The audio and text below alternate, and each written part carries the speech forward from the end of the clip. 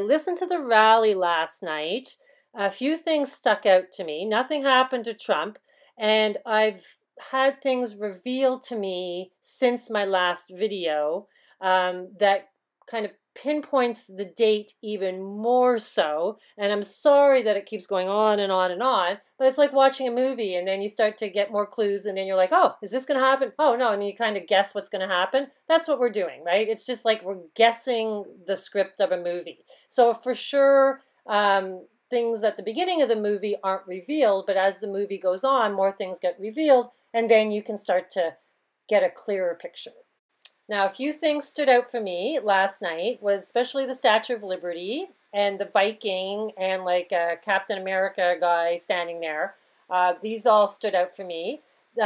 Trump mentioning Herschel again stood out. This is about the Ballad of Herschel that he mentioned on December 5th when the moon was in the lion's mouth and he said, I'm going to get killed. Okay, this is part of hanging from a tree, which ties into Odin. He also said, I was kind of dozing off almost, and then he said it, and I just like jumped up. He said Santa Claus. I don't know if you guys caught that. He said Santa Claus in reference to anybody could sign, you know, their vote. Even if your name was Santa Claus, you could put that down. So I was like, okay. So he said that, so he tied that in. He also said, he spoke about Athens, which always refers to, you know, back to Greece and Athena.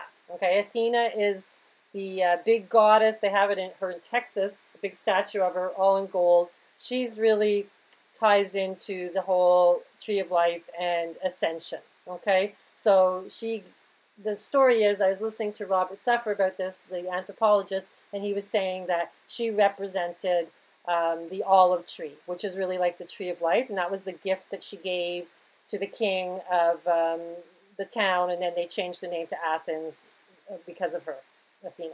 Okay, so he mentioned those three things, and so those stuck out for me. Of course, nothing happened to him, but like I said, more things are being revealed, so we're, you know, just watching the movie, and we're going to see how it all plays out. But I think this video is going to show you exactly the last possible day that this could all tie into Odin. It's going to maybe be a lengthy video. I don't have a lot of reading to do, but there's a lot of screenshots that I want you to look at. So stick with me, because at the end, I'm going to tell you the last possible day this could all tie into Odin, and I do think it's super relevant. Okay, so otherwise, you know, we're past Christmas, we're past the whole celebration, and then, you know, maybe it's next year, but I highly doubt it, the way things are kind of like spicing up in the United States right now. Freya, the Norse god, you know, always wears the Viking helmet in many of her pictures, and she would be the Queen of Heaven, the same as Cassiopeia, or you could say Virgo, or all these female deities throughout the constellations. It's always kind of, they're the Queen of Hearts, or the Queen Mother that references to the harvest. So really, the Viking represented the Queen of the Harvest, and then Statue of Liberty represents freedom. And then this morning, you know, on mainstream media, they said the president's appearance was essentially a wild on-stage primetime TV version of the Saturday's call-in. Seems like everyone is using the word wild on the day for Odin's Wild Hunt. We have the Wild Protest in D.C., March to Save America. Freedom Plaza on the 5th, the Ellipse on the 6th in the morning, and then afternoon it's the Capitol building. Now this all ties into the Spring Triangle, where, you know, I explained is the how Washington, these three monuments are laid out: the Washington Monument, the White House, and the Capitol Hill building. Capitol Hill building is where the apotheosis of Washington is painted in the dome, and this is all to do with Ascension. George Washington's there, and he's like, you know, ascending through the portal. Okay, so this is really important. These are all kind of astrological kind of references. You know, Freedom Plaza is just your freedom, but the ellipse ties into astronomy.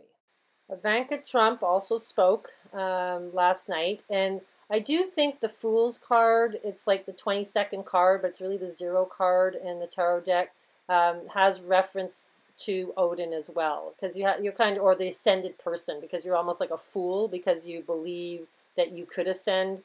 So it's interesting that she had a tweet with a white dog, and this is also on the tarot card for the Fool. You know, we can see that they've made the Capitol Hill building with the owl. You know, so this is all tying into Minerva, but also the whole triangle is here. You can see the capital is the owl. I didn't mark that out, but you can see also the elliptis. It can also be an owl. Okay, so we have Minerva, you know, very heavily tied into the Washington Triangle, and here she is staring at the Statue of Liberty. One of my subscribers told me about this, and I had no idea about it. Minerva is born with her armor on. She comes out of Jupiter, and she really represents defending herself. She's not a warrior, but she defends herself. Okay, so she has her armor on. There's other mythologies that are all tied to her as well, but it's interesting. Like, she's not really, people think, oh, maybe she's into war or something, but she's not. She just really wants to defend her own rights. They're saying here that she and Statue of Liberty as a microcosm of American history in which celebrates ideas and values cannot be separated from the repressive and destructive impulses that have shaped the nation as well. So there's a connection between her and the Statue of Liberty. And she is the owl, right? Minerva unveiled in 1920 as part of the memorial of Greenwood to the Battle of Brooklyn, fought in 1776 as the Revolutionary War got underway. Minerva is mainly famed for this location, perched on a hill facing the Statue of Liberty, with two female figures appear to extend salutes across the harbor with upraised arms. The Statue of Liberty was initially conceived by the French to commemorate the abolition of slavery. An early version of the Statue of Liberty had the figure holding broken shackles. Those chains are now at her feet. So originally she was holding the chains. Just wanted to remind you that on December 23rd, the Sigillaria Day, which all ties into the Tree of Life, also represented Hercules, Minerva, and Apollo. So it's also to do with being the hermaphrodite, some of these little figures that they made. So it's all to do with Ascension, right? So Sigillaria is to do with Saturn and the Golden Age. But I just wanted to mention that because Minerva's in there as well, the owl goddess. So here's the triangle that the Freemasons built Washington to, which is the spring triangle. And we have, Spica, which is where the moon's going to be close to, actually tomorrow on the Epiphany. And then you have Aquarius, which is the king of the north. It's up in Boots, which would be the White House, the king of the north. Spica would be the Washington Monument, representing the Tree of Life. Sigillaria tree, that looks like an obelisk. And then the other star would be Regulus on Leo's shoulder. Which is known as the King Rex, which has to do with alchemizing, Venus and Mercury, which would be the hermaphrodite again. Okay, so we're seeing it's all tied in to this triangle that Washington's built from. Okay, so the Zavi Java star is super important. This is the Ascension star on her hair, and this is where the moon was last night, which I thought maybe they would do something to Trump on that day because it means Ascension. But obviously they didn't, so we're going to just keep digging and seeing where this is all unraveling to. And Regulus is Raphael. It's one of the fixed stars, one of the four horsemen, and this would be the Capitol building, where the rally is tomorrow afternoon. And like I put in my last video, here it is, the Assad lion from Arabic, and you can see the red triangle, that's Washington, D.C., and then you can see it goes all the way through to Cancer is the yellow circle, and then the green one is Castor and Pollux, which is the Twin Towers. It's the twins in Gemini. And then the claw was Medusa, where the moon was when they took the Twin Towers down, and where the last full moon was on December 29th. It's called the cold moon. Okay, and this all ties into a Liberty ship called Medusa as well, tied into World War II. that ties to Pearl Harbor. Okay, so this is a huge lion that's in the sky that, you know, most people don't really know that was there. And it's hard to find information on this, but it's no doubt that the Syrian president, you know, changed their family name to Assad to accommodate worshiping this lion. This is the wheel at 12:12 tomorrow. All the cluster of the Saturn-Jupiter conjunction and Pluto and Sophia, which is next to Pluto, and Mercury and the Sun are all in the spiritual house, okay, the 9th house. We have Uranus and Mars, which is like war energy, fiery energy, both in, well, Mars is in Pisces, but very close to Aries, and Uranus, the heaven planet, is in Aries, which is the crown of your chakras as they are on the cardinal crossway of doing your chakras with Pisces at your feet. Okay, so very relevant what's in the sky through the wheel as well tomorrow with this March. Venus is in Ophiuchus, the doorway, Freemason doorway, that has the Corona Borealis crown on the top of it. And then we have the moon on the Spica star, the harvest star that she holds the myrrh, which all ties into the Epiphany, right? Because they bring baby Jesus the myrrh. Okay, so very, very relevant. Okay, so the ellipse was already familiar to ancient Greek scientists who fell under the term philosophers, lovers of wisdom, but they define it differently.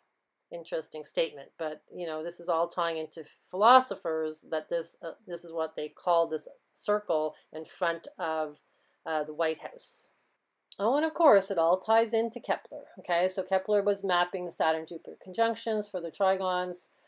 Kepler was motivated by his faith in God to try to discover God's plan in the universe. Yeah, I'm trying to do the same thing, but not obviously not with his mind. To read the mind of God. Kepler shared the Greek view that mathematics was the language of God. He knew that all previous models were inaccurate, so he believed that other scientists had not yet read the mind of God. Kepler tried to refine Copernicus's model. After years of failure, he was finally convinced, with great reluctance, of a revolutionary idea. God uses a different mathematical shape than the circle. The idea went against the 2,000-year-old Pythagorean paradigm of the perfect shape being a circle. Kepler had a hard time convincing himself that the planet orbits are not circles, and his contemporaries, including the great scientist Galileo, disagreed with Kepler's conclusion. He discovered that planetary orbits are ellipses, and the sun, with the sun at the focus. This is now known as Kepler's first law. Okay, so here he takes this kind of 2 points on the major axis, and he puts a string, and he pulls the string to the outside of the circle. This is how he does this. But guess what it's called? You won't believe it. Orbits are ellipse. This is a little marker. It pulls you to another site. Like flattened circles or ovals in which the ends are of equal size. So as members of the solar system family, including Earth, Dawn, Vesta, and Circe, follow their individual paths around the sun, they sometimes move closer and sometimes move farther from it. So the term, I read it, you know, in other places, is the flattening of the circle. It's the flattening of the curve of the circle, and it creates an ellipse. It creates an elliptical circle, not just a round perfect circle. So the term flattening the curve is for the elliptical of the planet's orbits. It's crazy. I can't believe they're using that term. I knew it had something weird with it because it was just a weird term. They kept going on and on about it. Okay, so the law of the ellipse, the path of the planets about the sun, is elliptical in shape, and with the center of the sun being located at one focal point. So that's what really an ellipse is. It's flattening the curve. Here they're just mentioning it. It's in the President's Park.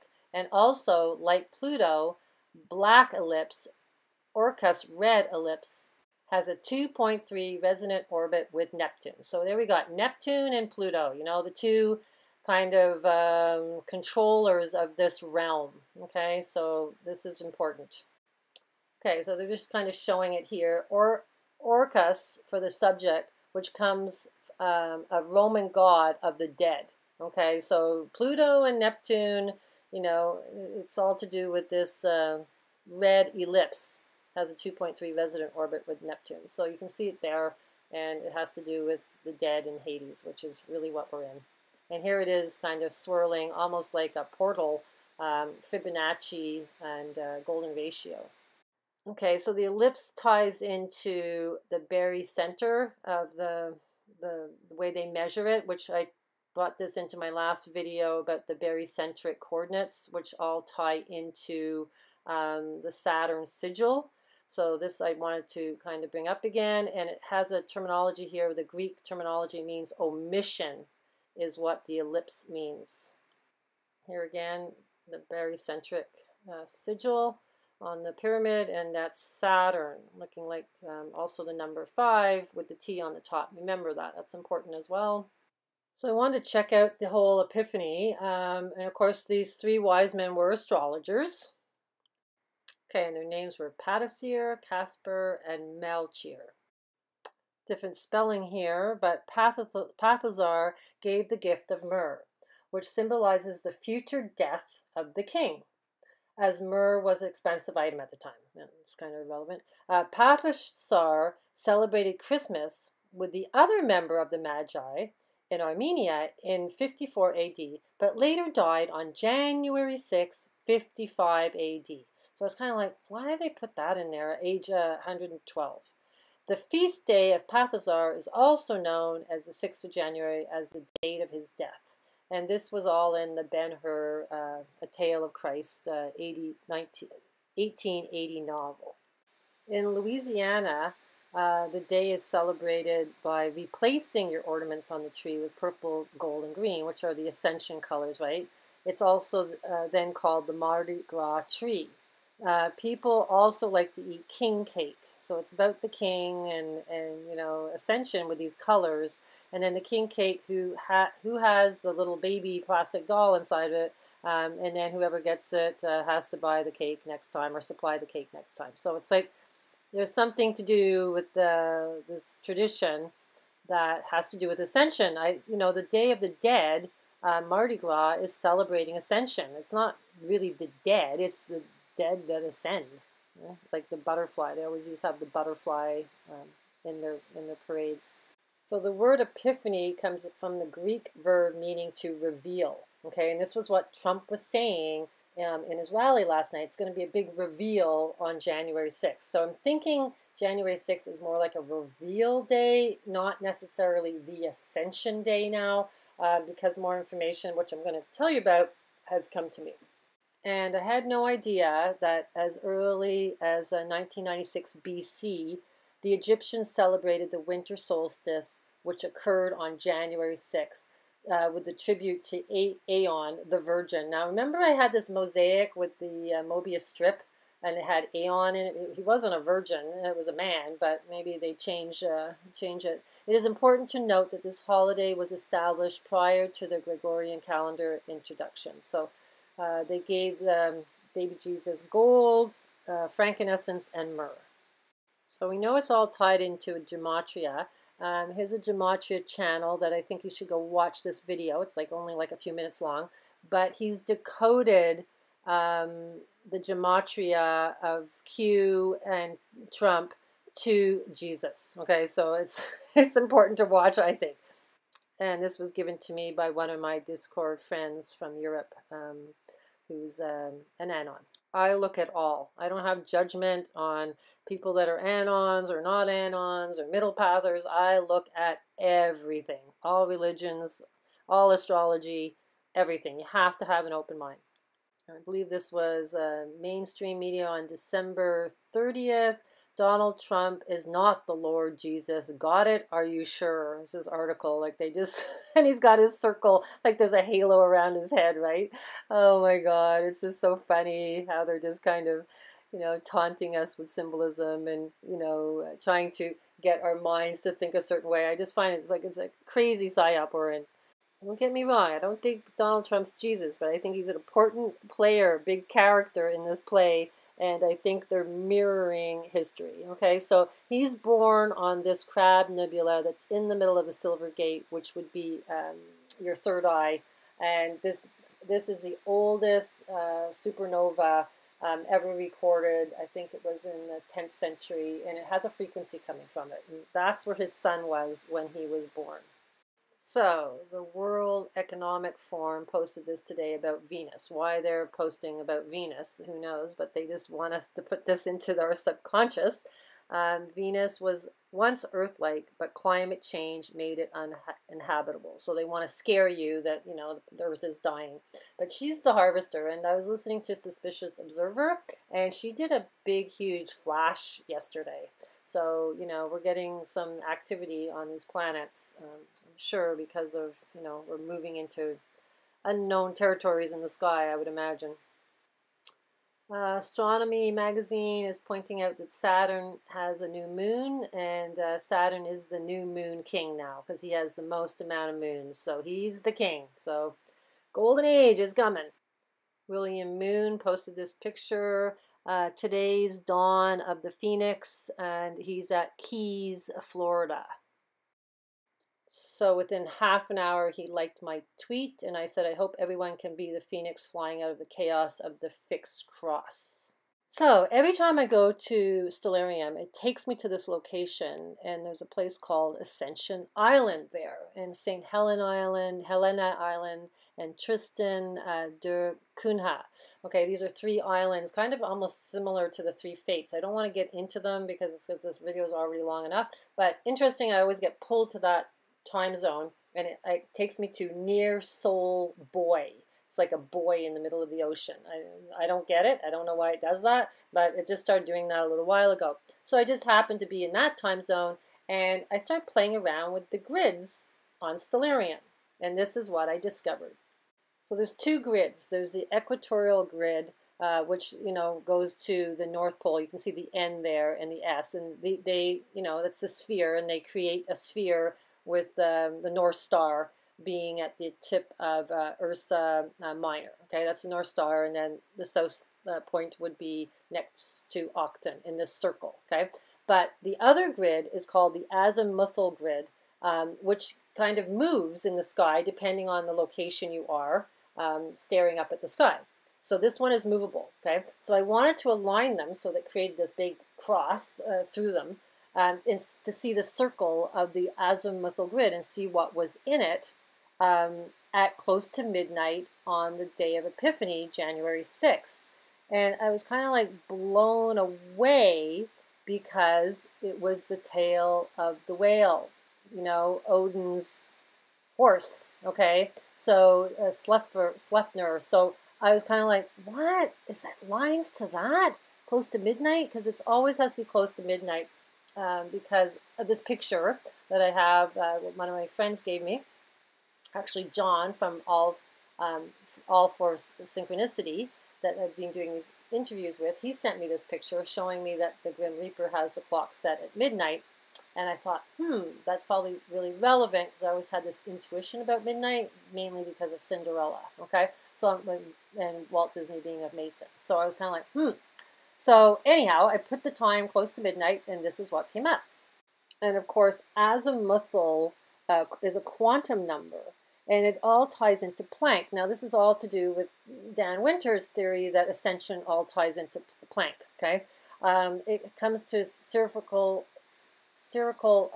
harmonics, which is all coming back down to sound frequency, and it goes to L, okay? So these Greek letters, and L, it has to do with the Ophanium alphabet. It all has to do with like shadows and going through the cone. I can't explain it because I'm not scientific enough, but Dan Winters explains it. If you go to his website, he explains all this. But what was interesting when I went down and looked at the grid here, quantum subshells for the azimuthal quantum number, the number 5, which is Saturn's alchemic symbol, looks like an H, but also looks like a 5. and we get the 22. Okay, so this is all tying into the tarot cards being 22, and it all ties to Saturn again. It's always about Saturn and the Golden Age. So they also tie them into these 9 dumbbells or donuts, and this is all to do with the toroidal fields, right? And the spherical, you know, grid. That's the azimuthal grid. So this is the dumbbell in the middle, they say. So I think it has to do with the Mobius strip, jumping from one parallel universe to the other, and you go through this kind of 0 point. So it even goes to hydrogen wave function. The 322, which is the skull and bones, also comes out looking like the dumbbell or the parallel realities for the Mobius strip again. Okay, so right on the horizon at 10 minutes to midnight on January 6th, this is in near Solboy, which is like Greenwich time zone in Europe, Venus is coming up over the horizon. Okay, so this is relevant because Ophiuchus is right, you know, she's right close to Ophiuchus. She's almost in the Golden Gate. So that, I was like, okay, the door is right there on the horizon. And then I circled the Corona Borealis crown in gold there, so you could see that.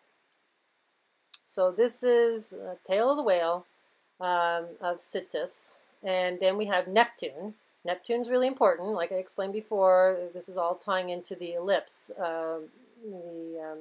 that Kepler was talking about with the elliptical orbits. So Neptune is important with the dead in Hades. Okay, so he's right there, right in this, you know, plane. He's right beside the High Door star that they spoke about in the Game of Thrones. You know, hold the door, hold the door. It's really hot, and he was going high door, yeah, yeah, High Door. Neptune's right there at midnight on the Epiphany. So Neptune is the god of the horses as well, not only just of this, you know, part of the sea, but there's sea horses. See, so it's Citus, right? It's like it's Odin's horse, plus they're the sea monsters, and you know Neptune is the god of the sea.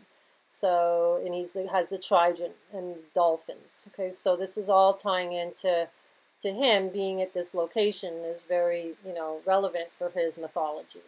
And the 4 horses of the apocalypse, you know, he's part of the god of the horses. And it also ties into Pluto because Pluto has 4 horses coming out of the Etna volcano that just erupted as well. Okay, so and he's Disfatha, Dispatha, Disfather. Okay, he's part of the father of this realm as well. So there's like multi-layers, you know, it's a little bit like the Bible, like the mythology and all the players in the sky. It's not just like, oh, this person's this and this constellation's that. It's kind of, they kind of layer, like there's characters that are playing different roles in the sky, but it's the same character.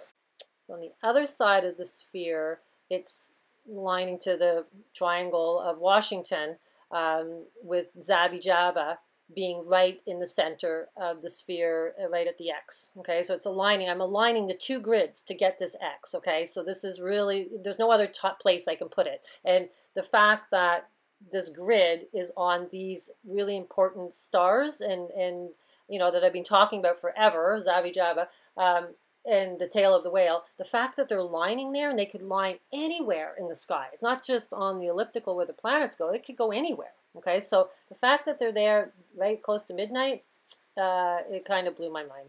So I just put the equator there, and you can kind of see the sphere now, and it's like you're looking through Alice looking through the looking glass, and there's Zabijaba, you know, the Ascension star. So the other time that I lined to mythology was at 1 hour and 54 minutes. So this is a little bit later, after midnight, like almost 2 hours later.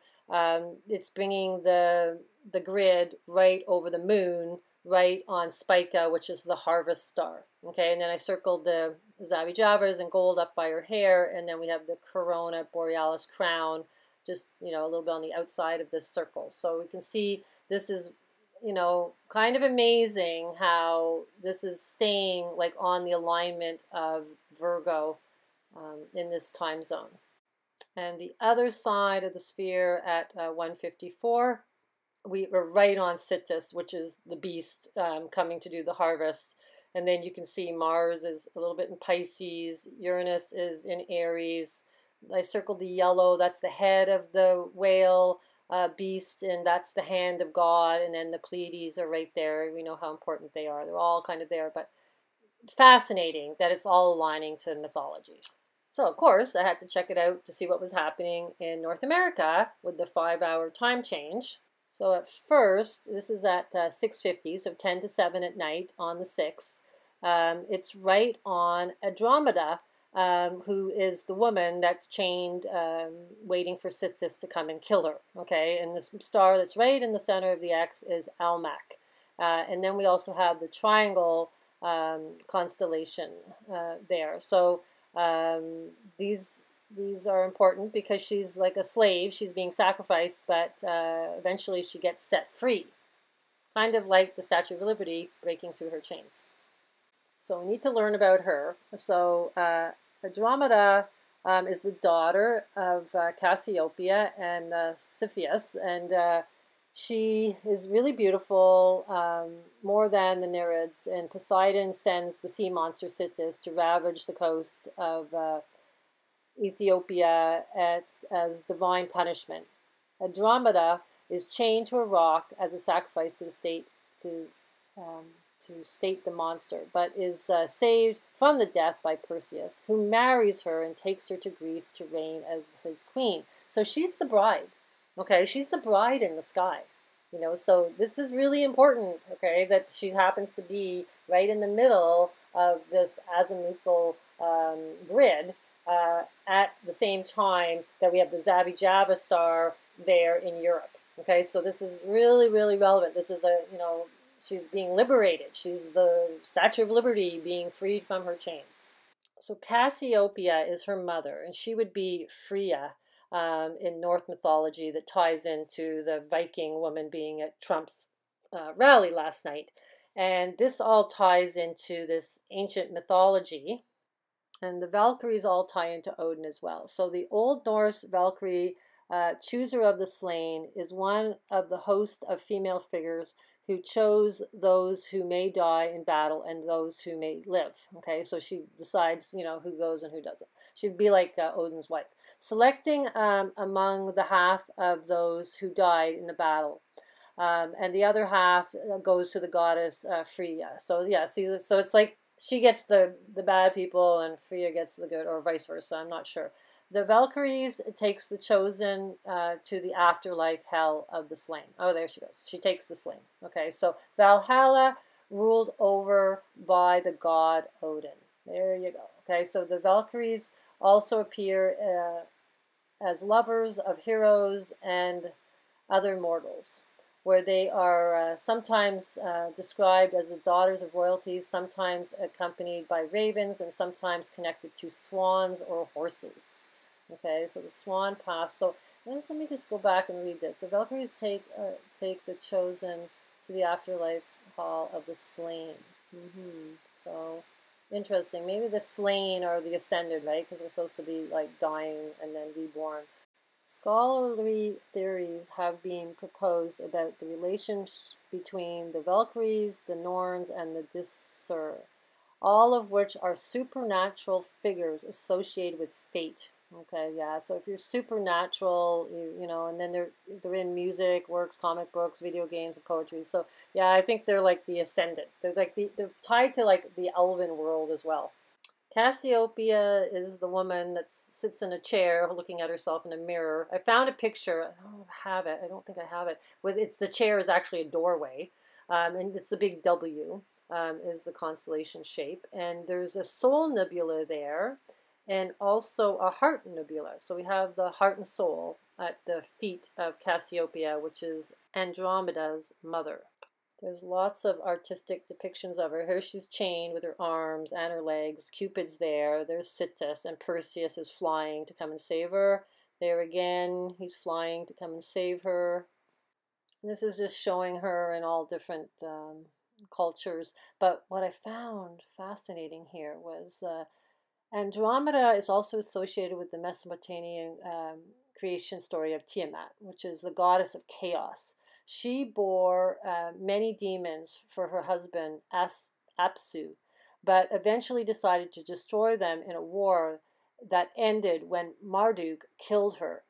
So he used her body to create the constellations as markers of time for humans. So she's a marker of time for humans. And I just think that's freaking amazing that she's in the middle of this azimuthal grid at the same time that Zabijava is in the center in Europe. Okay, so I'm looking like, it's a marker for humans. Wow.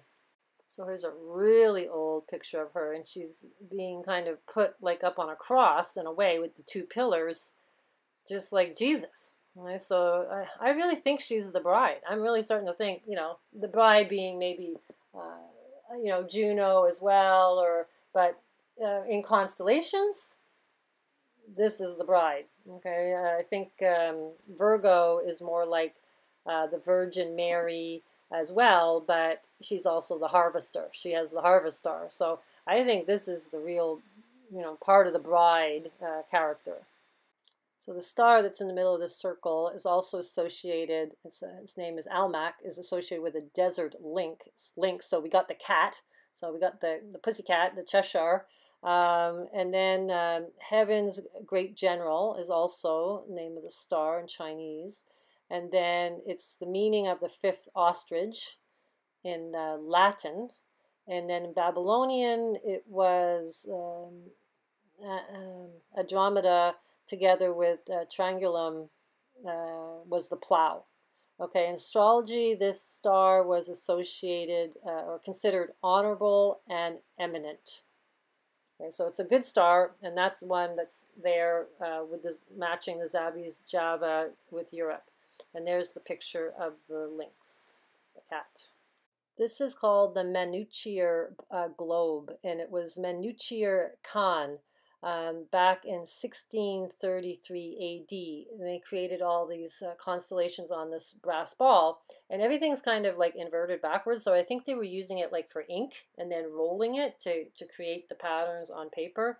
But it's really important because it's really important to find these ancient artifacts, because the constellations change so often, the stories get kind of diluted because you don't know which is the truth, right? So going farther back in time, I think it's more relevant because you get the real truth of what the pictures mean and what they represent. So I had found this picture about the Carina ship a long time ago with the big wolf pulling it, but I hadn't found a link where it showed all of them. So I finally found it, and now I know the name of it, and you guys can go research this as well. But it's really fascinating to just look at these old constellations. So this is Andromeda, and she also had a chair, I think, way back in time as well. It's like her mom. So Cassiopeia. You see how her chair looks like a doorway? So this was a little juicy little bit here. Corona Borealis is represented as a crescent moon, and this is unusual, if not unique. So the Cheshire cat moon, the smiling cat moon, which is the crescent moon in the wintertime, is the Corona Borealis. I was like blown away when I saw this. I was like, no way. Citus is unusually ornate in its depiction because it doesn't look like a whale. Okay. Aquarius holds an unusual device from which he is pouring water. Yeah, it's a kind of a weird one. And they're saying Andromeda is a bit weird because she's got her back turned and not the face, which is all other depictions, it's her face. And it says it is not, in fact, not clear whether she's male or female figure either, and is being drawn to a larger size than it should be, extended a bit too far north and south. Also, the stars in it remain more or less properly positioned, but as a result of its elongation, for example, the star at the foot of the chained woman is placed at the back of the left knee rather than on the foot, as in other globes. So it's the left knee. That's why they're all taking the left knee down, giving the knee, on the football players. It's about Andromeda. Okay, I was like, no way. Okay, so then I went back to look into the site here, and I found out that Hercules is with a bent knee as well. So it's really the good path. And I guess they're trying to make us not like it, because it's like then you're kind of not liking your own freedom. Okay, so Hercules is the mortal that has to do his 12 labors to get his fleece so that he can ascend out of this realm. The position of Hercules is upside down, kneeling on his rearmost knee, the foot stepping on the head of Draco. Yeah, so you're killing the bad dragon in the sky. There's a few different dragons in the sky, but Draco's the bad one. The sign, no man knows how to read clearly, nor on what task he is bent, but men simply call him on his knees. So there you go. So the hero, the man hero, is on his knee.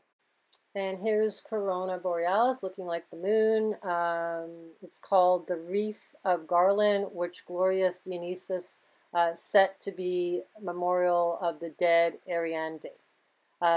So that's, yeah. So anyhow, the basic root of the word means to break or to release. There is a break or a gap between the two northernmost stars in Corona Borealis of the ring. The word alfleca may refer to this break, while it's also the pearl, right? So, but it's the moon. It's the moon. There you go. It's the Cheshire moon, the crescent moon. This article is saying Corona is the crown. It's the garland. In Greek, it was halos and rainbows. In architect, Corona is like a protection over bed mold and constitutes as the chief protection to the wall from rain. It's also throated, and its soffit rises towards the wall. It's also known as the Becket Crown, the large circular chandelier suspended in churches, and it's also in botany like a crown of cluster of flowers. So it's a psyop. They want you to fear your own ascension.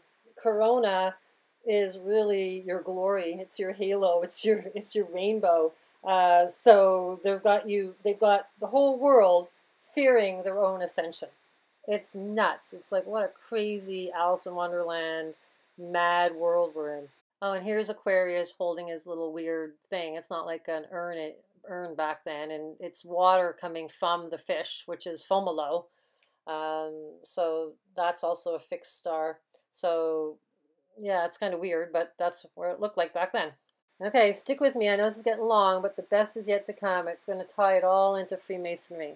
Now, Citus, back in the Greek, had him as a whale, but Senmers was in the Oriental, he was a wing, the Islamic had him as a Senmers, and the Oriental has as a winged dragon, and almost always shown wearing a collar. So then he also had dog head and 2 clawed feet and a feathered fishtail, including the one in his hair next to the leg. There's 22 stars, so 22 again. Aries, and also the 4 on his chest, which are shared with the river Eridanus. Okay, so the first 6 stars of the constellation in the head and the neck, not including the one in the hair, were collectively called the cut off of the hand. That's his head, right? The hand of God, and is labeled on the Manichae globe. So the group of stars was seen as part of the human form, of which the Pleiades formed the center. So the Pleiades is tying to this dragon and the whale, the Citus. It's always about the Pleiades, the 7 sisters. So that's what the whale looked like back then. I put a red dot on his nose. You can see his eye there, and he has claws, and he has a fishtail, and he's feathery. So it's almost, it's a little bit like Quetzalcoatl, you know. It's like a feathered serpent in a way. It's crazy. Anyhow, it's a dog head. Weird. But that's what he looked like back then. He's kind of like a dragon.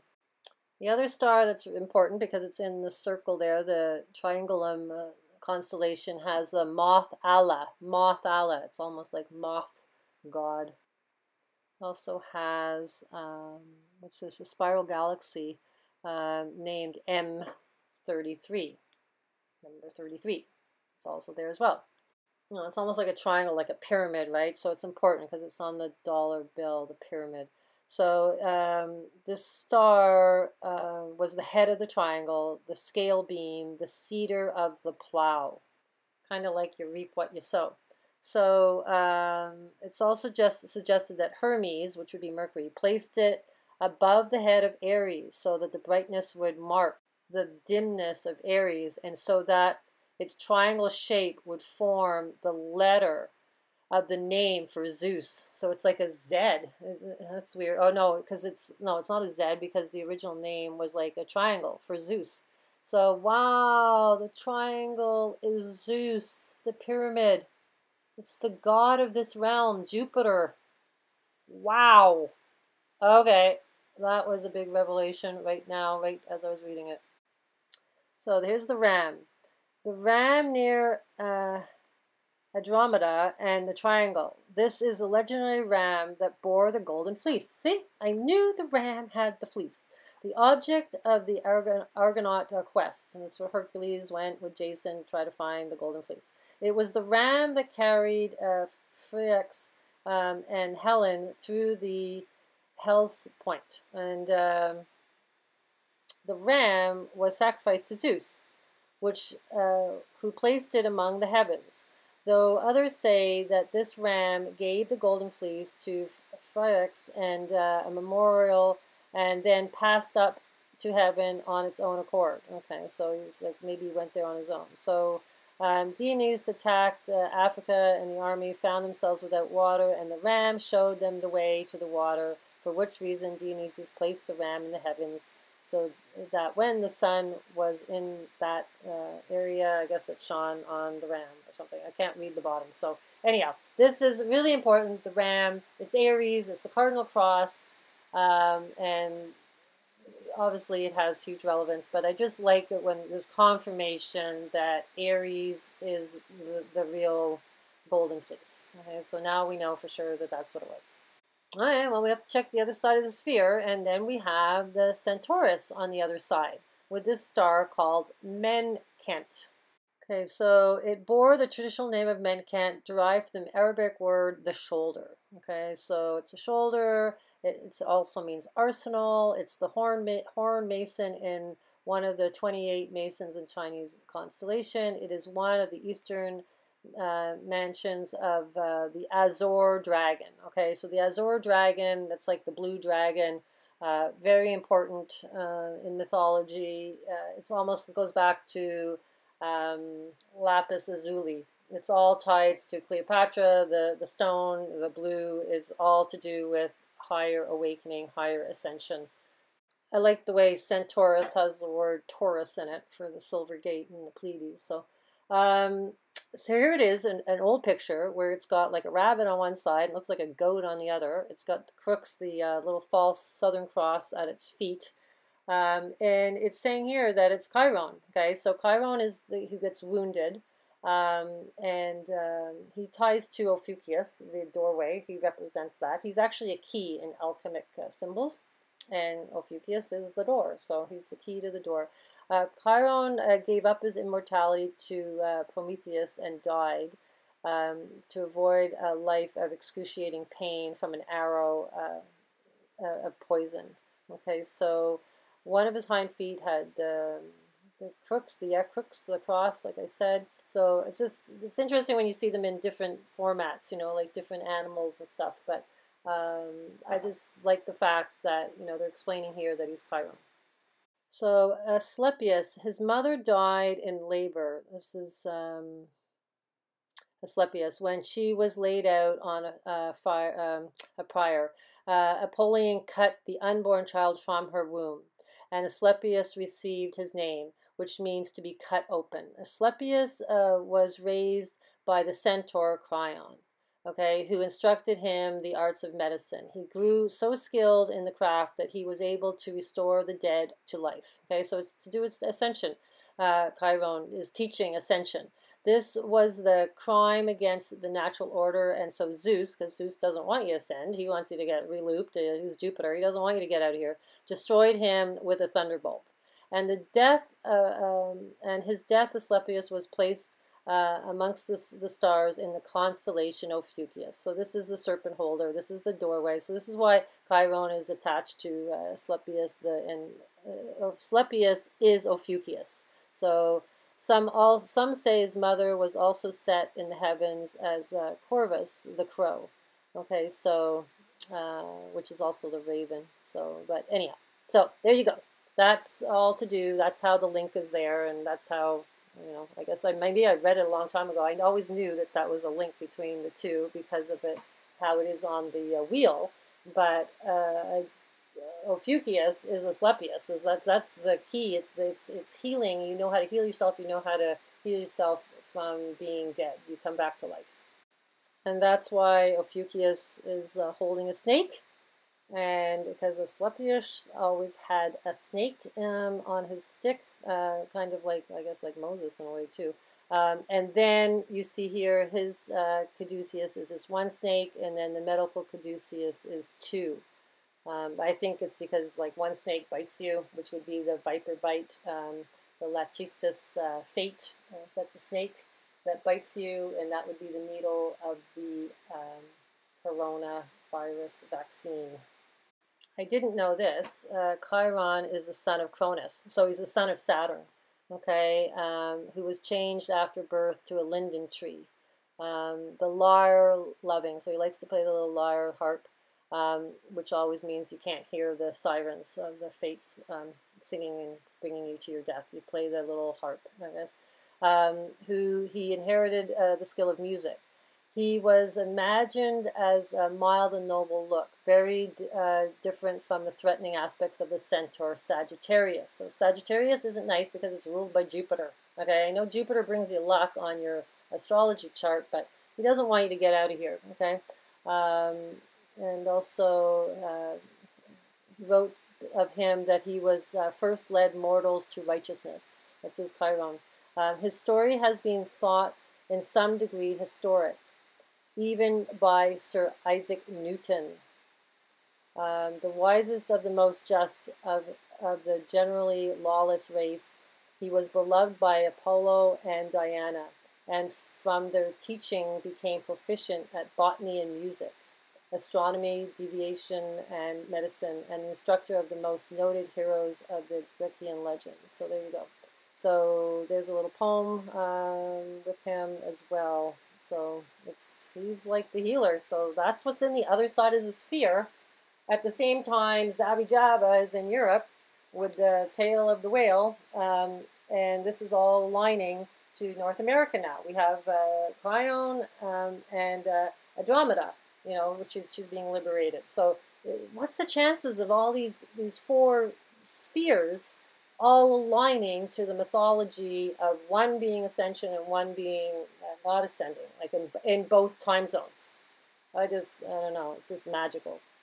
This poem, he also wore a golden crown, and he was set with rubies red, okay, so, and also he might have been the Minotaur for the Minoan, the bull.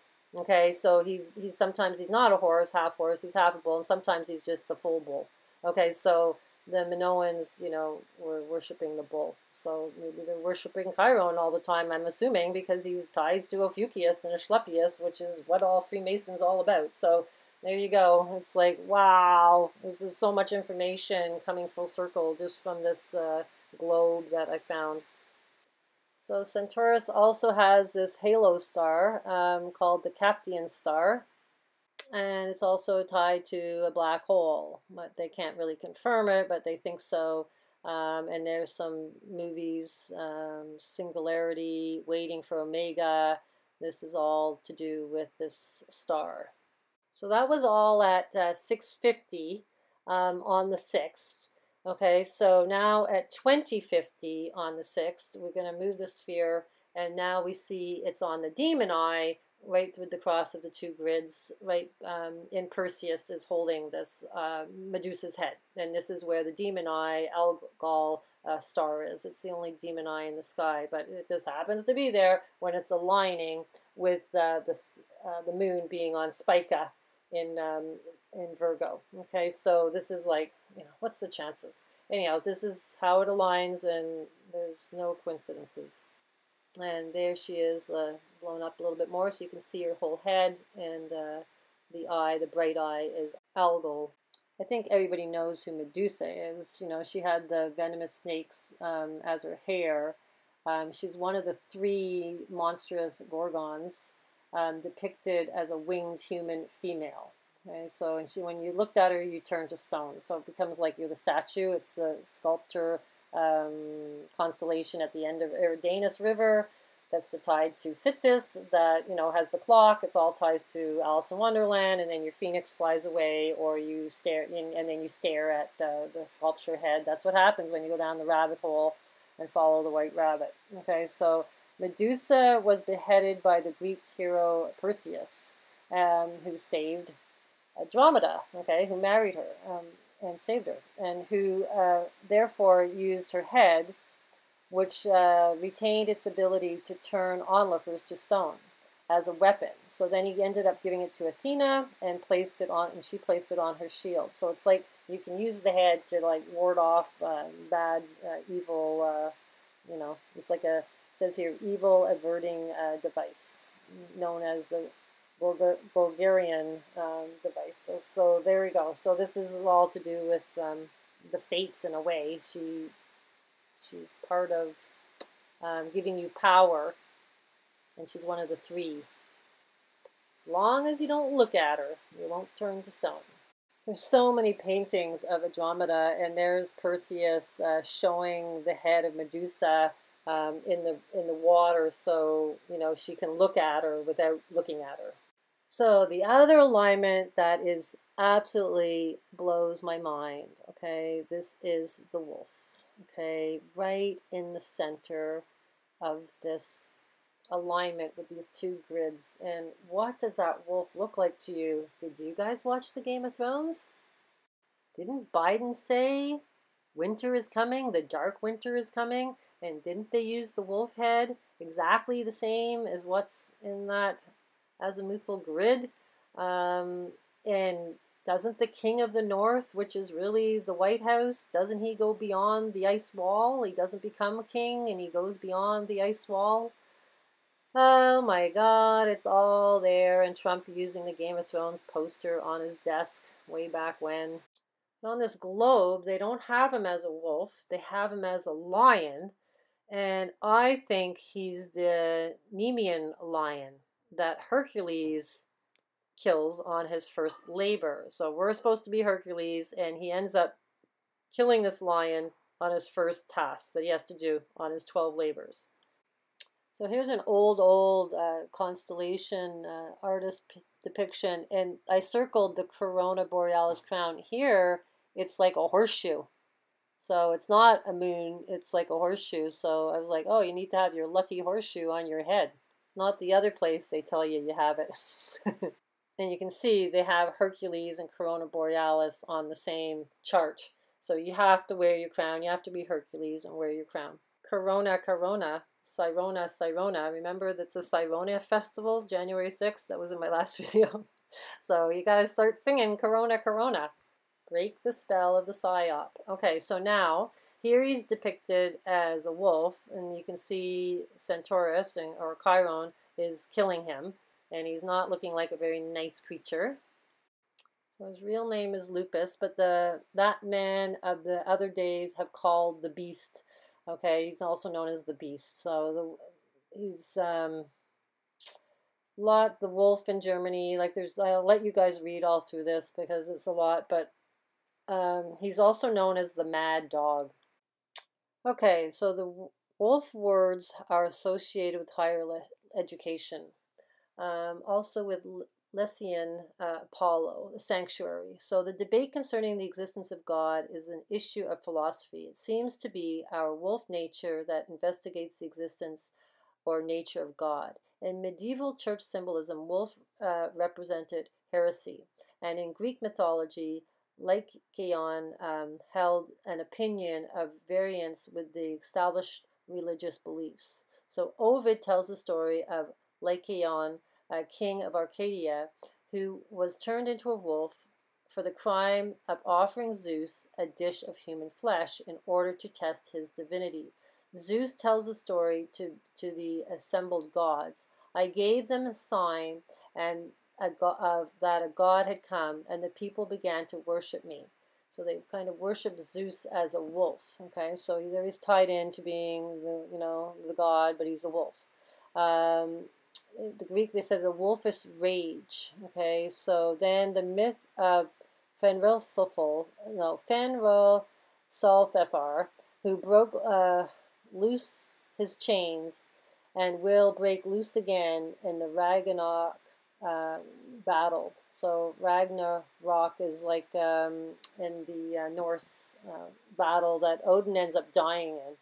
And the wolf lore of the bestiarities, it is said that if the wolf senses that the man has seen it first, it loses its fierceness. So if you stare at the wolf will disappear.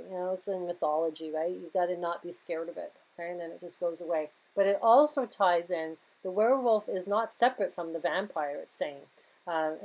In past cultures, it was actually the same. So the verb to ramp means to behave seductively and exploit.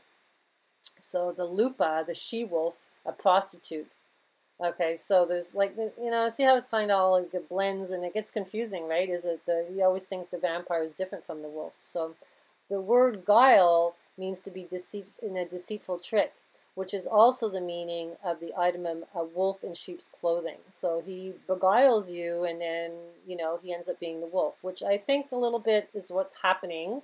They're beguiling us with this duality and thinking one's good and one's bad. But, I think they all know, obviously, if Biden's talking about the dark winter and Trump's putting the poster of the Game of Thrones on his desk, they all know. It's like, why would you think one side's, really in the dark? Like they both know. But I think Trump is trying to teach us how to find our way out way more than the other side. Okay, they just want you to follow. So I think I would say Trump is more like Saturn and Biden is more like Jupiter, Zeus.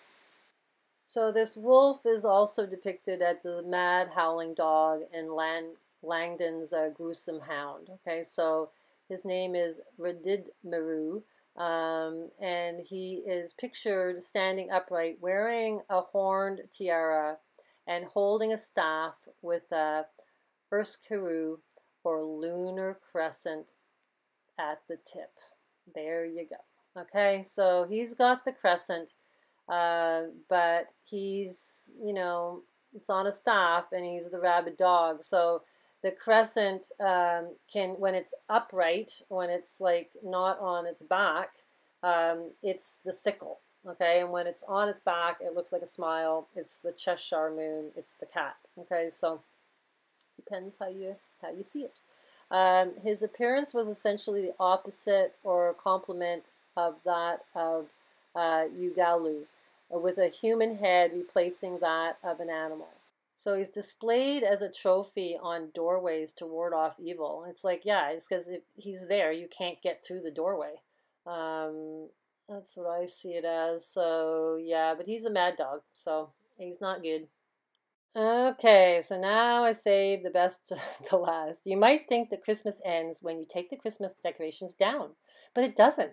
After both Christmas and the season of Epiphany, the end of Christmas celebrations comes on February 2nd, 40 days after Christmas, with Candlemas.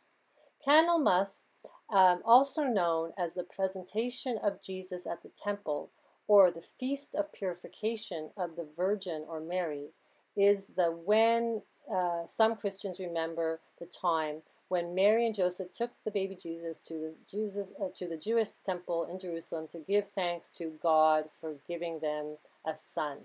The name Candlemas comes from the candle mass, because in many Candlemas services, the candles are blessed to be used in churches during the coming year, or then given out to people for them to use in their homes. Okay, so remember the whole candle with Sigillaria Day, right? And it represented the light of man, phosphorus. So which is what the light of man is. It's phosphorus. It's the morning star. It's Lucifer. It's Venus. Okay, and I was really starting to think in mythology, Lucifer and Jesus are the same. Lucifer is not Satan, okay? And this is where it gets all confusing and gets everybody all riled up. But it's really the light bringer is not evil, okay? So I think there's been a bit of a psyop on Lucifer. There's a portrait kind of depicting phosphorus Masonic postcard. You know, phosphorus is extremely important, and yes, it was discovered from urine, the golden showers that they tease Trump about. So, Candlemas. It is based upon the account of the presentation of Jesus in Luke 2:22. Remember I was talking about Max Beer said 2:22 was super important? Well, I think this is what it is. In accordance with Leviticus 12, a woman was to be purified by presenting a lamb as a burnt offering, which would be Aries, and either a young pigeon or dove as a sin offering, 33 days after a boy's circumcision. So we got the number 33 in there again. It falls on February 2nd, which is traditionally the 40th day of the conclusion of the Christmas Epiphany season. So Odin's season finishes on February 2nd. The Santa Claus, right? The original Santa Claus, while, you know, being the Grim Reaper, who divides the souls. The Odin wild hunt, you know, okay, so while it is customary for Christians in some countries to remove the Christmas decorations on the 12th night, Epiphany Eve, those in the Christian countries historically removed them on Candlemas. On Candlemas, many Christians, especially Anglicans, Methodists, Lutherans, and Orthodox and Roman Catholics, also bring their candles to their local church where they are blessed and then used for the rest of the year. For Christians, these blessed candles serve as a symbol of Jesus Christ, who referred to himself as the light of the world. The light of the world, the light bringer. Okay, so yeah, so there we go. So it ties into February 2nd. But guess what? February 2nd it's Groundhog Day. And in Groundhog Day, it happens to be the 33rd day of the year with 332 days left. And if you take 3333 times it by 2, you get 6666. Yeah, an important day, Groundhog Day, I would imagine, this year. 33, the magic number for Freemasonry. All ties in to Groundhog Day. Who would have thought? And look what happened in history on this day, the Battle of Lincoln. Can you guys believe that? I've been going on and on about Lincoln is the nectar of the gods for how long now? And then the War of the Roses. It's the white rose or the red rose, all in Alice in Wonderland. Then New Amsterdam, later renamed the City of New York, is incorporated. Oh my God. And then also rescued after being shipwrecked on a desert island, Robinson Crusoe. These are all like really, really important historical events all happening on February 2nd. I don't know, it's just like re-looping, but I don't want to do Groundhog Day. I really don't. I just noticed that the River Thames Frost Fair comes to an end. So the Frozen, Frozen movie all ties in again. And it's so funny because my Druid friend has spoken about Groundhog Day, that the Druids had spoken to him about it, that, we just get re-looped. You just keep repeating the day over and over again when they do the reset. Okay, so supposedly not every end of the age people get to ascend. It's only every fourth one or something, according to the Druids, as long as if there's an awakening happening. But, otherwise it just becomes like Groundhog Day. You just keep repeating. So it's so funny that I'm like, oh my God, this is all tying into Groundhog Day. So the people that I guess don't ascend or they don't keep their memory, they're just like repeat, repeat, repeat, repeat. They're like the Walking Dead. They just keep repeating the same day over and over again. It's like time is stuck for them. Okay, this is, I really think, is what's happening, just like that movie, the Groundhog Day. Okay, so the next thing is seeing here that 42 days later, after the last day of Saturnalia, Sigillaria Day, which is all about the candles, right, and the phosphorus, it's 42 days to Groundhog Day. They're saying 40 days from Christmas, but 42 is really important because it ties into the 42 judges in Egyptian mythology, all to do with the dead. So then I thought, well, what about 9/11 to Groundhog Day? And it comes out to 232 months and 23 days. So we've got the numbers 322 in there, skull and bones, and we've got the 23, which is supposed to be Day of Pain, which also ties into 5 being Venus, making the pentagram star with Earth. And that's also Day of Sigillaria, right? The 23rd of December. And then with the minutes, it comes to 12 and 24. So let's look at Luke 2:22. When the time came for the purification rites required by the law of Moses, Joseph and Mary took him to Jerusalem to present him to the Lord. So the only thing that changes in the sky from the Epiphany of January 6th to February 2nd would be the moon and Venus and Mercury, right? They're the only fast-moving planets, and of course the sun. Okay, so the sun on February 2nd, Groundhog Day, is in Capricorn with everybody. Okay, so we have Jupiter there, we have Saturn there, and then we have Venus there, and we also have Mercury, kind of close to the Wheel of Fortune star, which is the tail of Capricorn.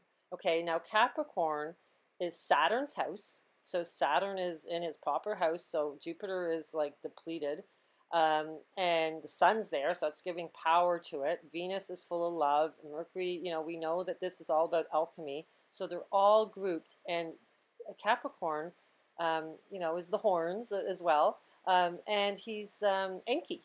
Okay, so he's a lot to do with Jesus. Okay, so Aquarius and Capricorn are the 2 constellations that are ruled by Saturn. So the fact that they're all there is amazing. Now, if you listen to any other astrologer, normal astrologer, they're going to tell you that this is all happening in Sagittarius right now with tropical, okay? Because they're not following the actual sky. They're following a sky that was frozen in time about 1,800 years ago, and that's what they tell people the sky is. So if you don't want to believe me, go outside and look at the sky, or get an app to stare up at the sky on your phone or your iPad, and then you'll know the sky. So then I had to check February 2nd to see what was going on, and the time in Europe is 22:07, and we have the same placements as the Epiphany, and then also with Minerva being right by the Zabijava star, and then at 23:49, the moon is back in Spica, exactly the same as the Epiphany day. Okay, so that's really like, wow, you know, the moon moves fast, and it happens to be right back there on Groundhog Day. So it's all the same placement as tomorrow on January 6th. And then you can see here, I put Enki in there as well. Yeah, and so we have, you know, the religious sign of Pisces right in the center. So it's kind of like, you know, if you're stuck to these religious beliefs, you're going to be harvested if you don't understand how all religions work, you know, have the secret. You have to know all religions to find the secret. You can't just listen to one, because they're getting you to be harvested back. Okay, they're not really teaching you how to get free from here. Okay, I don't believe, anyhow. I don't think anybody that I've spoken to that follows a religion knows how to get out of here. Okay, so except that, you know, have love in your heart. Yes, you'll ascend, but, you know, people think ascension means floating up in the sky, which is really harvesting. So it's like they're not teaching you to be grounded, and then that you're going to be here still but not be here, you know. So anyhow, that's my opinion on all of that.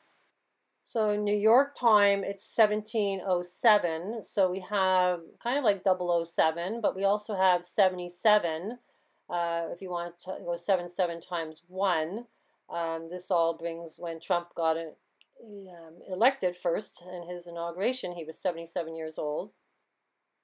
So there again, Centaurus or Chiron.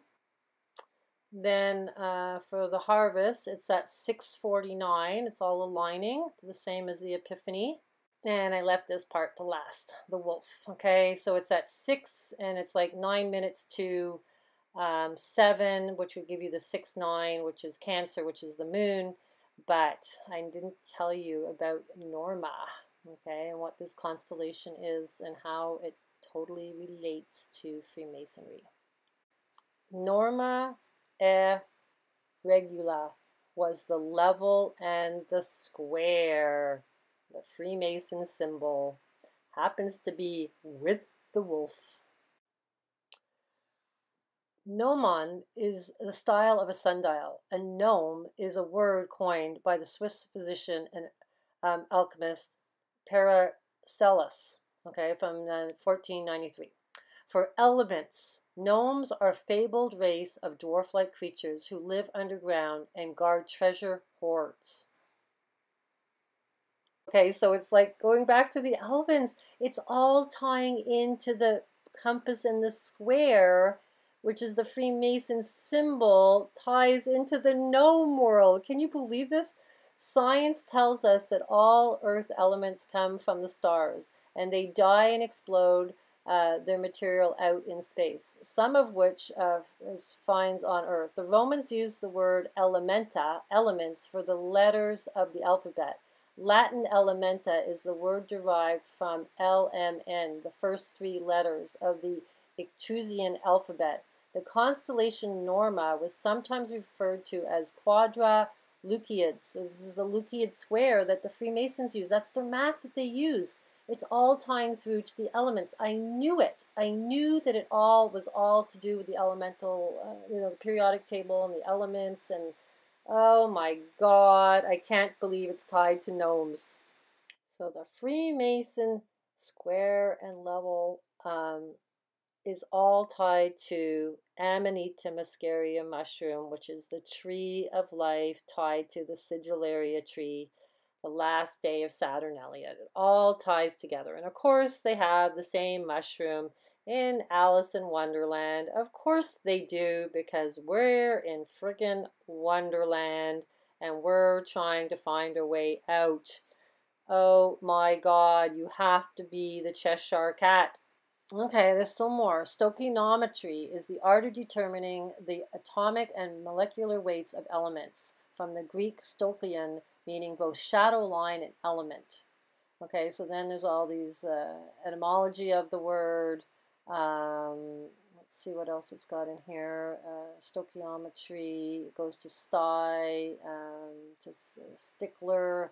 Okay, yeah, they're going to stick you with a needle. Okay, hang on. And the bony jaw brace in early fishes becomes the stapes, located in the new part of the ear, the middle ear. Okay, so it goes to the bones in your ears. So, yeah, I don't know. So the 4 classic elements are earth, fire, air, and water. Of course, we know that through astronomy. And the gnomon is the style of a sundial, from the Greek stoulos, pillars, related to the style. So there we got the pillars and the gnomes. The vertical frame as a door or window sash. So even we got the stylus pen, or the phonograph needle. See, I know it's a needle. It's the nonum style of a sundial. Yeah, so it's like you get stuck by the needle. Okay, so the Elephant in Ivory is a book of metaformations. The practice of using ivory letters has led some scholars to suggest that the Latin elementums derive from the Greek elephant, ivory. Okay, so that this is all to do with Etruscan history. The self-repeating shapes are referred to as nonums, sunflowers and seashells, fractals, Fibonacci sequence. So the whole golden ratio goes back to the nonums, and this is how we're kind of, it's like it's all representing the square and the level in Freemasonry. That's what it represents. or I mean vice versa. That's what this level and the square represents. Originally was composed of some uniform stars of Ara and Lupus. So we got the Lupus is the wolf, Ara is the altar, okay, that's close by there. I didn't go into that, but it's, yeah, it's like the altar for sacrifice, okay. So Norma contains 64 naked eye stars, and they accumulate around the 4th of July. Who would have figured? It's all about that little teeny constellation, right by the wolf. So there they have the compass and the square now. It's all saying it's tied to Freemasonry, this constellation. It's just up at the top there. And then there is an older association between these two objects. The ancient painting of, Google, I couldn't get rid of this ad. It's called Nuwa and Fuxi, unearthed in Xinjiang, holding the tools of creation, the compass and the square. It goes way back to this Chinese, artifact. So, and the compass and square, and surrounded by constellations. Okay, they found this this in 1975. Somebody did a lecture on it. It's an underground tomb from 86-89. Two painted silk veils show the first ancestors of Chinese. Okay, and it goes back to the Hamlet Mill. The two characters are there. Surrounded by constellations, yeah, squared of the earth and the roundness of the heavens. So square is earth and round is heaven, with their implements, the square and the plumb bob hanging from it, and the compass. The intertwined serpent-like bodies of these deities indicate clearly enough, although in a peculiar projection, circular orbits intersecting each other at regular intervals. The word norma comes from the Latin norma, with the meaning of carpenter square, rule, pattern, precept. Okay, so gonna, to know, so the gnomes, nonum, to know, to knowledge, acknowledge. It's also cunning, to can, there we go, and then nonum, the style of a sundial that projects a shadow using an indicator. Gnosis is the intuitive apprehension of spiritual truths. Okay, so this is it, guys. This is what it's all freaking about. It's the original, the first humans in Chinese. It would be like Adam and Eve, and they were holding the square and the compass. Okay. So it's the round and the square. It's like, I can't believe it. It's like, it's nuts. And I'll show you pictures. They cut it off, and I found the picture. Hang on. Okay, so here's the full picture of the level and the compass, and and the pendulum going through. You can see it right here now, and I'll show you on a little bit better where it's a bit smaller, so you can actually see the full picture.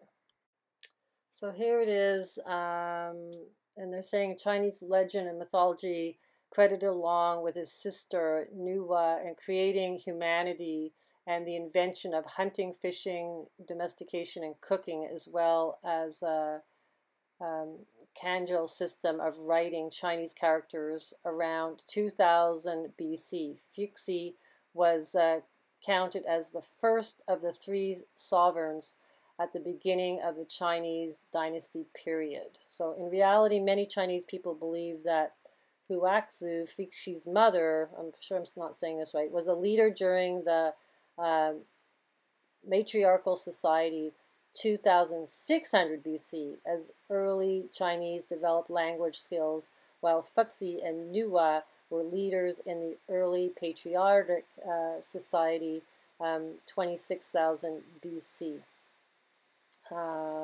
With Chinese, while Chinese began the marriage rituals. Okay, so this is really kind of like the first Adam and Eve, I guess, in their mythology. But it's crazy that Freemasonry goes back to Chinese. Who would have thought? I thought it was Egyptian, but nope. Here it is. It's in the sky. Here, I just made this smaller so you can see the Freemason symbol and how it's stating here that this is all to do with Freemasonry. Unbelievable. The China virus. Isn't that what Trump keeps saying? China virus. There you go. He's telling us it's all there. I know that was a long one, guys, but just don't be, don't look at the whole of the moon. There's that song. You look at the crescent, I look at the whole of the moon.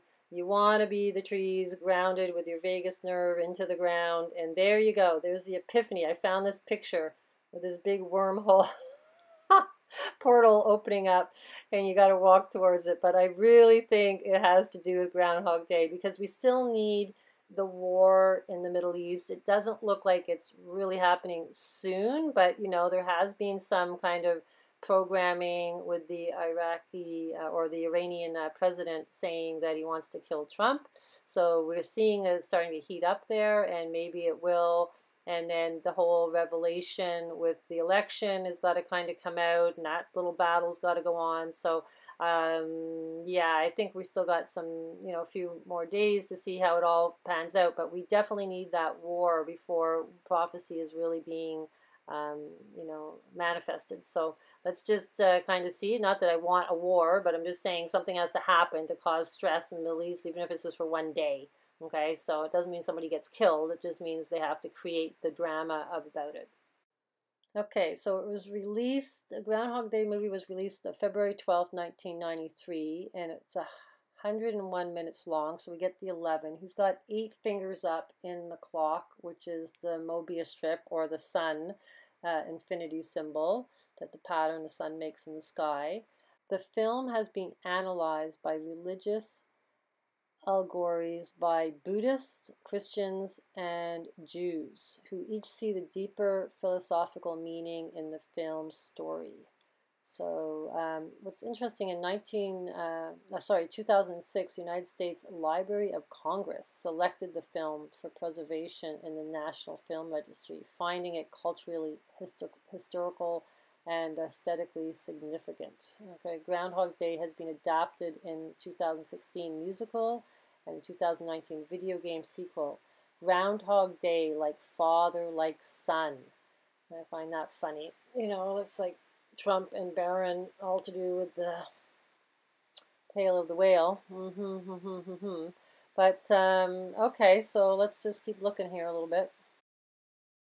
So they're saying here, they didn't think it was going to be spiritual, but the aspects of the film, they never intended it to be more than just a good, heartfelt, entertaining story. Yeah, sure.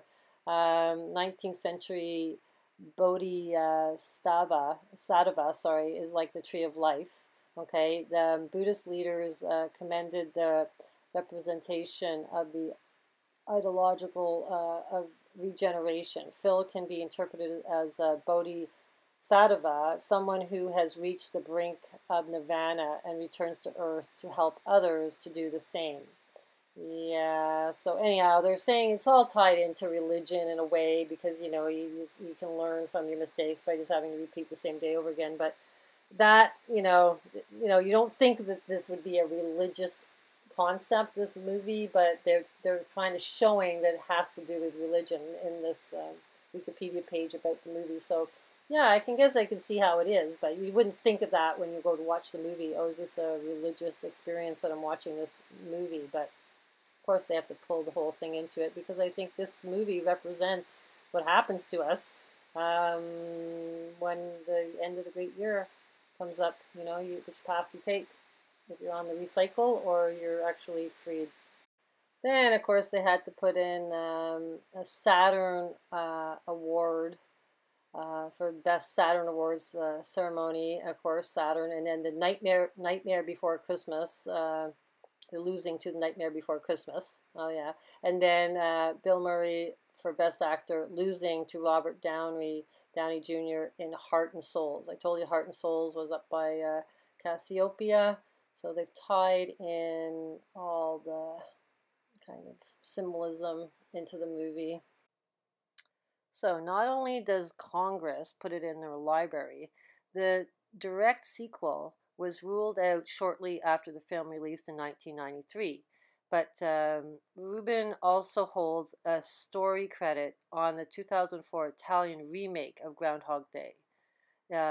It's translated as "It's Already Yesterday."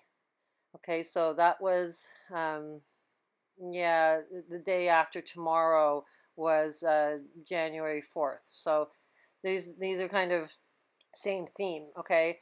And commonly known as Stork Day. So this ties into storkometry, which is tying into the square and the level. Okay, so the stork word is in there, the etymology. When asked about it, a sequel in 2018, McDonald said it would never happen again. I know he's not going to do it. Okay, so they're not going to do the sequel, but they ended up doing a movie with the Jeep Gladiator for the Super Bowl. And the whole thing about the Super Bowl, it's like going back to Rome and being like the Gladiator stadium. Okay, and they do the rituals on the halftime show. So on February 2nd, 2020, filmed in Woodstock, the commercial recreates scenes from the film and features Murray again trapped in time loop. Okay, so they've brought it forward now to this year with this, commercial. Murray called it his first and last commercial. And the Jeep released a series of modified versions of the advert to promote social distancing during the 2020 COVID pandemic, okay? So Murray provided creative input on the edit. Okay, so they've tied it back into COVID and this whole thing with the corona, Borealis crown. I'm telling you, this is not a day that something happens, then, my mind is blown. Like, there's no way they pulled this forward to this time with the gladiator wars, Jeep gladiators. This is why the athletes are still performing. Okay, why is it that we're locked in our homes and can't go anywhere, but it's okay for football players to jump on top of each other with no masks on when they're playing? It's like, it's all because of Rome. The last Super Bowl that I watched, it was all with Jennifer Lopez and Shakira, and it was the two paths of Frisia, of the Harvest Queen. One was ice and one was fire.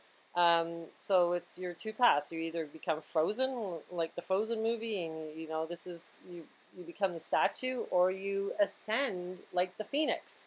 Okay, the fire out of the ashes. So, and they even had it where they had the Pleiades involved in the whole Super Bowl. They did an aerial shot, and they had it all like the 7 stars. It was crazy, So we know that's like Super Bowl. It's super programming into consciousness because there's so many people watching it, and then they're just saying, "We told you, you didn't pay attention." So in a way, that's how, kind of like the law of one works. It's like they give you the information, and if your consciousness can't catch the historic reloop of this, what they're showing you, and you don't understand your history, and you don't understand that history just repeats itself, and you're just in this loop, and you can't figure this Groundhog Day out, it's on you, It's on you. Wake up and watch what they're doing is really what, we need to be helping people see. But a lot of people don't want to see it. They're like, no, I'm good with it, So you can't force people to awaken, but you can kind of, when you start to show them, like, this is relooping, they're like, and then they start to become, on their awakening path. And of course, the numbers from the release of the movie to Groundhog Day this year comes to 27 years, 11 months, and 22 days. So we get the 9/11, and we get the 22 for the whole deck of the tarot cards, and 22 being the Fool's card. So anyhow, that's about it, guys. I can't believe that Freemasonry is tied to that constellation, and what it's all about, the gnomes. That just kind of freaks me out. So this was a long video, I know. Thanks for sticking with me. Maybe you watched it in 2 parts, but I needed to put this all together. I think that's it. you know, if it doesn't happen between now and Groundhog Day, then Odin's out of the picture. There's no more Odin until next Christmas. So with everything that's going on with Trump, and I just can't see it not being like with, you know, between now and some time there, and then, you know, maybe to the Groundhog Day. We'll just have to wait and see. It's like watching a movie, and then, you know, things get revealed, things get, you know, I think timelines change, you know, depending on where our consciousness is. So it's always kind of like, I'm sorry, you know, kind of got you psyched about tomorrow, but, you know, I just got the feeling after his nothing happened to him, you know, and what, it's not necessarily true that something has to happen to Trump. That's just my perception. But, you know, when you think of the Game of the Thrones, the King of the North doesn't die. He just goes to the beyond the ice wall. But I can't see how you can go beyond the ice wall without it all tying into Jesus' ascension and being the Son of God. So I don't know. It's just a lot of different variables could happen. And keep sending me information if you guys find stuff. And you know, I did a nice talk with John again for All for Synchronicity, and I'll post the link. He put it on his YouTube channel because he's usually on BitChute, but the BitChute link last time was like jamming. It's just John and I talking, and we just recorded it, and we have really fun conversations. So there's lots of information in those conversations. And then you can go check out his BitChute link and see if you can follow some of his really great information. He has a lot of information on Freemasonry and just on consciousness in general, so that he's sharing with people. So go check out his stuff. I think that's about it. So I'm just going to, you know, start chilling out a little bit and just do astrology readings, because I can't see, unless there's stuff coming up with Trump, that I see new stuff. But I think this is the mass finish of all of this. Like, I just can't see where else it's going to go. There's nothing more to look at the sky at this point. So I wish you all the best and stay in bliss. And thanks if you stayed with me this whole length of the video. Take care, guys. Bye.